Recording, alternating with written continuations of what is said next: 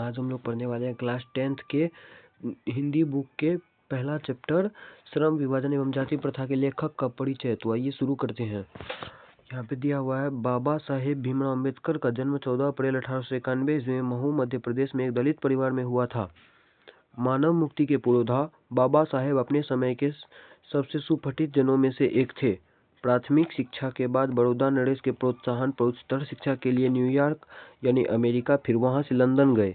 उन्होंने संस्कृत का धार्मिक, पौराणिक और पूरा वैदिक वाङ्मय अनुवाद के जरिए पढ़ा और ऐतिहासिक, सामाजिक क्षेत्र में अनेक मौलिक स्थापनाएं प्रस्तुत की। सब मिलाकर वे इतिहास में मीमांसक, विधिवेत्ता, अर्थशास्त्री, समाजशास्त्री, शिक्षाविद तथा धर्म दर्शन के व्याख्यात बनकर उभरे। स्वदेश में कुछ समय उन्होंने वकालत भी की। स्वदेश मतलब दूसरा देश, मतलब अपना ही देश नहीं, स्वदेश का मतलब हुआ अपने देश में ही। स्वदेश में वकालत भी की। समाज और राजनीति में बेहद सक्रिय भूमिका निभाते हुए उन्होंने अछूतों, स्त्रियों और मजदूरों को मानवीय अधिकार व सम्मान दिलाने के लिए अथक संघर्ष किया। उनके चिंतन व रचनात्मकता के मुख्यतः 3 प्रेरक व्यक्ति रहे। पहला बुद्ध, कबीर और ज्योतिबा फुले। ये ऑब्जेक्टिव में आ सकता है, जैसे इसका आ सकता है बुद्ध, कबीर और ज्योतिबा फुले। बुद्ध, कबीर और ज्योतिबा फुले, ये तीनों ऑब्जेक्टिव या फिर सब्जेक्टिव में भी पूछ सकता है 2 नंबर वाले क्वेश्चन में। तो आइए आगे बढ़ते हैं। अब है भारत के संविधान निर्माण में उनकी महत्वपूर्ण भूमिका और एकनिष्ठ समर्पण के कारण ही आज में हम संविधान का निर्माता कहकर श्रद्धांजलि अर्पित करते हैं। दिसंबर 1956 में दिल्ली में बाबा साहेब का निधन हो गया। 1956 में बाबा साहेब का निधन हो गया, ये आपका ऑब्जेक्टिव में भी पूछ सकता है। बाबा साहेब अनेक पुस्तकें लिखी। उनकी प्रमुख रचनाएं the caste in India, their mechanism, genesis and developments, the untouchables, who are they, who are Shudras, Buddhism and communist, Buddha and his Dhamma, thoughts on linguistic states, the rise and fall of the Hindu women, annihilation of caste, ये ज़्यादा VVI important है।